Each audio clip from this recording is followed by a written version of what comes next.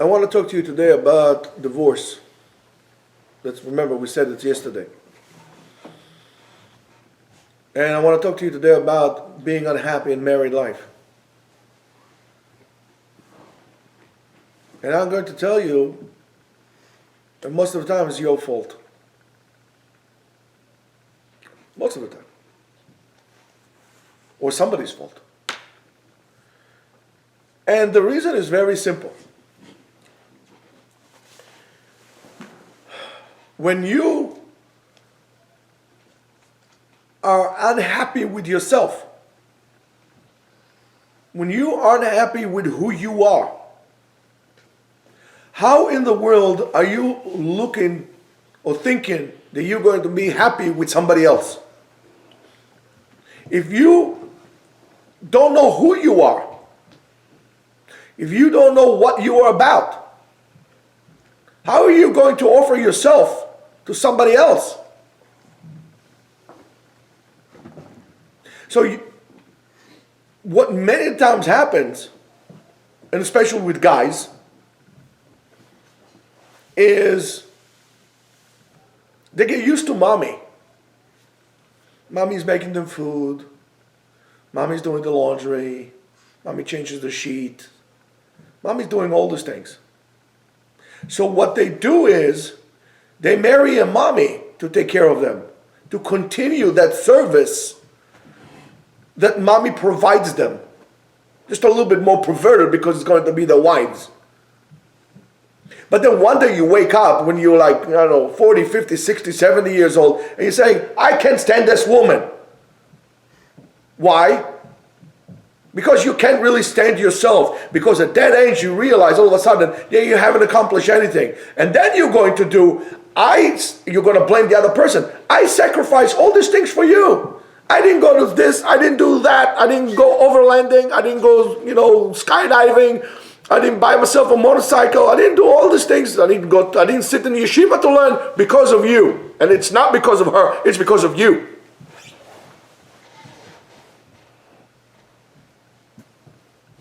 And then what happens many times, you marry somebody, you tell them, oh, I love you. You don't love her. You don't love her. You think you love her. You persuade her you love her, but you're not. You're a con artist. You don't love her because you don't love yourself. Because you can stand yourself. Because you haven't achieved anything. You haven't set any goals. You didn't set any milestones. You haven't achieved anything. You're going day by day by day. You're putting yourself work that you don't need to do, telling yourself that you have to do it, but you really don't have to do it. That's why I was telling you before, David. Oh, I'm going to do my work today. No, you're going to do your work because that's what you need to do. But what is that you're going to accomplish today other than what you need to do? The lack of accomplishment, the lack of self-challenge, to only define yourself, who you are, what you're about. So if you discover that you are nothing, but it's fine. I realize that I am a nothing. That's a tremendous accomplishment. I'm going to tell you the following. It's mind-boggling. Discovering that you are a nothing is much more than most people ever discovered in their lives. Because most of the people, what they do in their life is they don't even want to touch the air of what they are and what are their limits and how much can they push themselves and what are they all about. So discovering that you are nothing is such an accomplishment. Okay, I just realized that I'm a one big zero. Here, a zero. I'm nothing. Right? So now I'm going to put some colors into this. By the way, this is Sam's, our official black belt martial arts taekwondo. That's an accomplishment. Yes, upside down. Lion's Path, please check him out. He can send you a free sticker.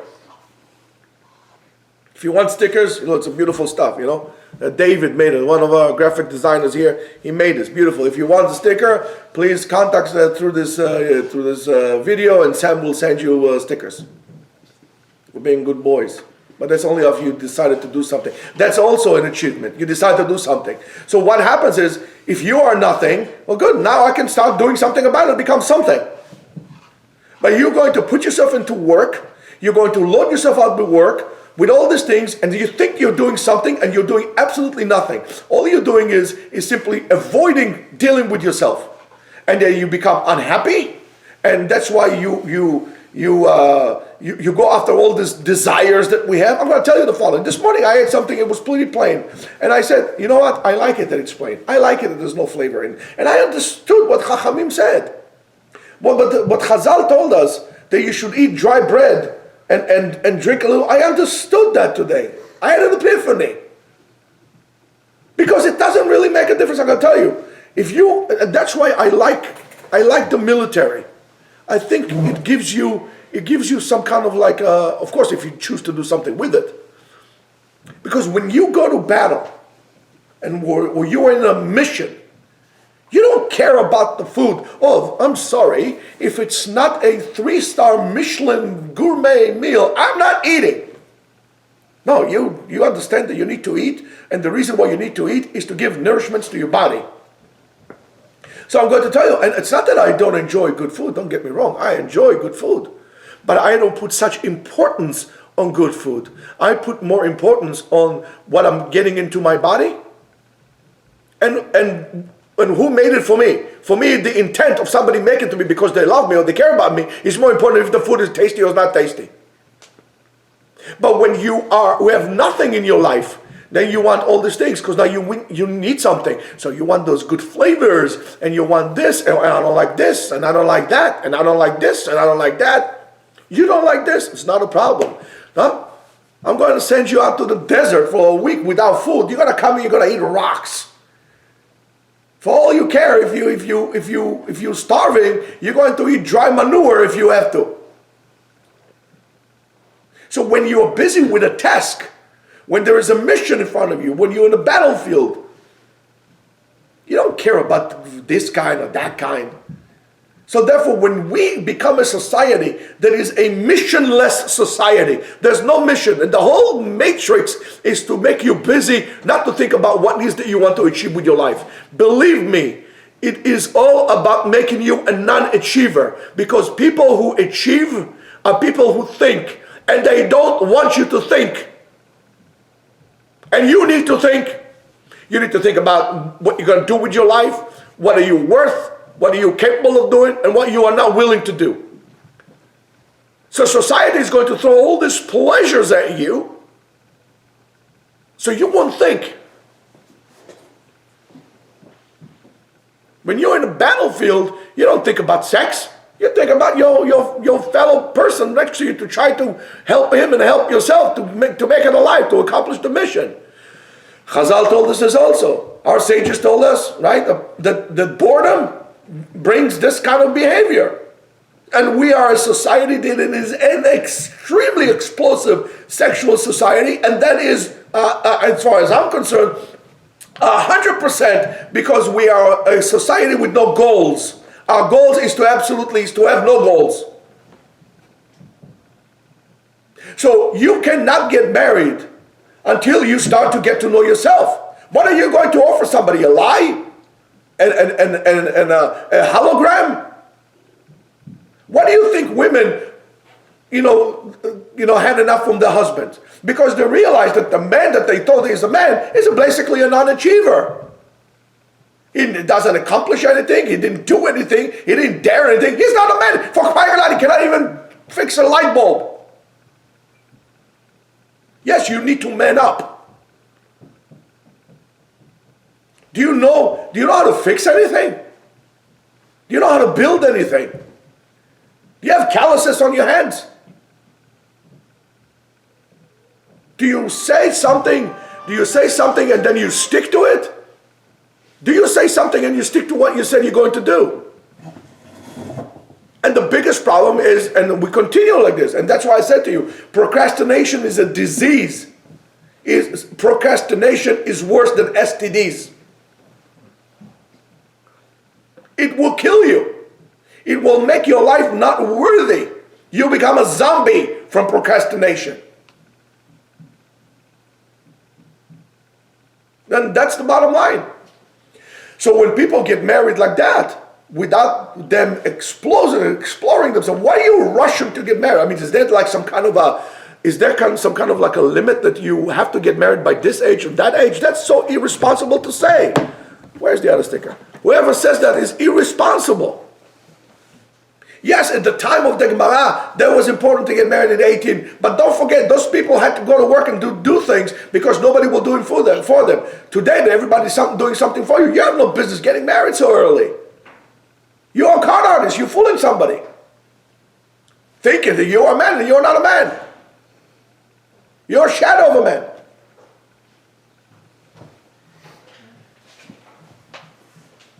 How do you feel? Much better. Good. And the thing is that you always feel bad about yourself and you feel miserable and you don't put yourself in situations that are going to be a little bit uncomfortable for you because that's what mommy did to you. And then for all your life you're going to keep on looking for mommy. And that's very bad for you. So before you get married, before you're thinking about getting married, start accomplishing something. Start exploring who you are. Start to get to know yourself. Define who you are, what you like, what you do, what you can do, what you're willing to do. And then you can go and tell the person, that's what I am. Start to get comfortable with yourself. You don't get comfortable with yourself. You like to get comfortable. You're looking for comfort. Because ultimately, and the need to get comfort. Let me tell you something. You could tell a person that went to the army very easy. A soldier would sleep anywhere. A soldier would say, oh, it's a hard floor. It's good. Fine. Go sleep. A soldier would sleep on the floor, any place. And believe me, I know what I'm talking about. If you're a soldier, you could sleep in places you think, how do people sleep there? How do they sleep there? So you are looking for comfort. Your need to look for comfort is because you don't feel comfortable with yourself.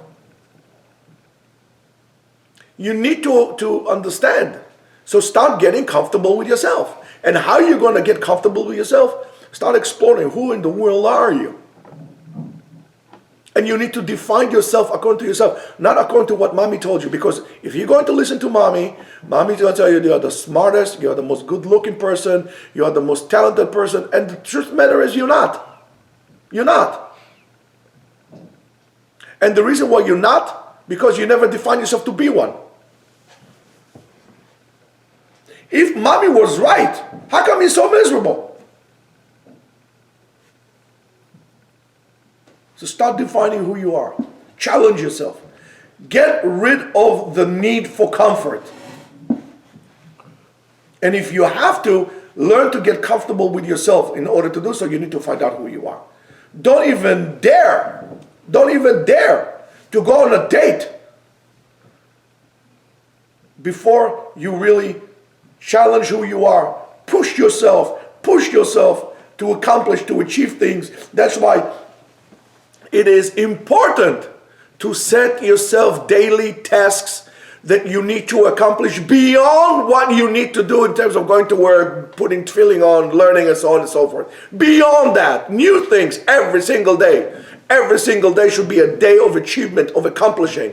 Do not procrastinate. Don't leave it for tomorrow. Because nobody guarantees to you that tomorrow you're going to be around. And if you do so, tomorrow is going to be more miserable than the day before. I love the seal, what the seal says. The only good day was yesterday. Every day is a new day, Habibi. Don't think, oh, it's going to be great tomorrow. And I'm telling you, it's not going to be great tomorrow. Because you know why? Because you're going to make sure it's not going to be great. Because you haven't set up your mind to achieve, to run. Did you ever run or exercise yourself to the point that you vomited from work? If you haven't exercised. And then what do? Well, continue exercising. Get up and keep on going. And when you do so, you're going to be a good example for your children. And that's what dedication is about sticking to the goal and accomplishing the mission, because your kids are going to be more miserable than you, because it's just getting worse and worse and worse and worse. It has to stop somewhere. And it stops with you, and it should stop right now. You need to understand that very clearly. Challenge yourself. You learn one daf a day of Gemara, that's very nice, but it doesn't do anything. How many people do you know finish the Shulchan Aruch in their lives?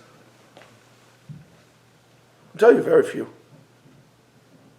Won't you take a challenge to finish lefachot, you know what? Finish the whole entire, and we have those books here, the Shulchan Aruch and the Ramah. Only that, no Mefarshim. And the Mefarshim, because you're going to get a little bit, stick to this, develop that skill, take it. You see, this is the book. Here, where is it? Here. Where's behind me? Here, right, this one. Okay. Never mind, I can't get it out. Here. See? This book. And out of that, about 20 pages at the beginning, just like take you this and take you that. This kind of book. Yeah. You want to tell me you can't finish this in a year? You want to tell me you can't finish this in a year? I got to tell you this, no, you can't. You can't finish this in 20 years because you never started. You never set a goal. You never said, yeah, I'm going to win. Tomorrow, I'll finish with this. No, you want to do this? Do it now. I challenge you. Buy this book, the whole entire Shulchan Aruch. They have also the whole Rambam in one book. It's maybe hard to get it here. Each one of you should have this book. Should have this book at home. And you should set a goal that a year from today, you're going to finish the whole entire Shulchan Aruch. A year from today. Not in a month, as Maran said. A year. If you don't set the goal, you're never going to accomplish anything. If you don't go to accomplish it, you can just continue just like anybody else. That's what makes it different than anybody else. Do you remember, and you need to understand, that most people are below mediocre. Most people are below mediocre, and what you think are the best people are the best among the mediocre people. There are very few people that are in a totally different league. That's like the Rav Ovadias and people like this. That they are the best of the best, not the best of the worst. Who you would want to be. And that's what the concept of Chazal. When Chazal told us in Masechet Avot, it's better to be the tail of the lion than the head of the fox. I always had a problem. Always be the head of the fox. Always be ahead of something. No, it's to strive to be at the top.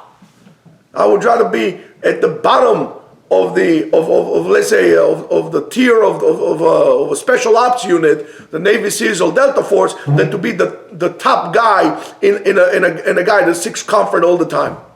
If you ask me. Yes, I would like to be the top of the top. But if not, at least let me get into that league.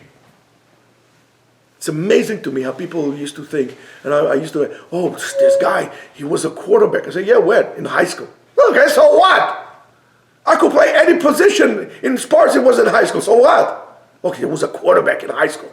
Oh, great. That and a token will get you on the subway. Well, okay, a Metro card, nothing. Be the top. If not the top of the top, be at least at the top tier. Everybody wants to be a Navy SEAL. Yeah, you can buy yourself an emblem like this. I don't know, it costs you $10. Go put yourself like this. But if a SEAL will see you, will beat you up. And you know what? Rightfully so. Because if you're going to look, this is 350 million Americans, if not more. If you count all the illegals and so on and so on. 350 million Americans. In the American Armed Forces, about 1 million soldiers. Out of that, you have what? 2,000 Navy SEALs? And out of that, what do you have? I don't know, 700 Delta Force? Or you have SEAL Team 6 or Team this. You have what? 300 here, 300 there, 200 here. So out of 350 million people, what's the percentage of being the top of the top? Oh, it's up to you. The Rambam told us the same thing. It's up to you. At the end of your life, you're going to be the total sum of all your decisions, of all decisions you made. And the Torah tells us, "Ubacharta b'chaim." You have to choose life. You don't have to run away from life. You have to run after life. Have a great day.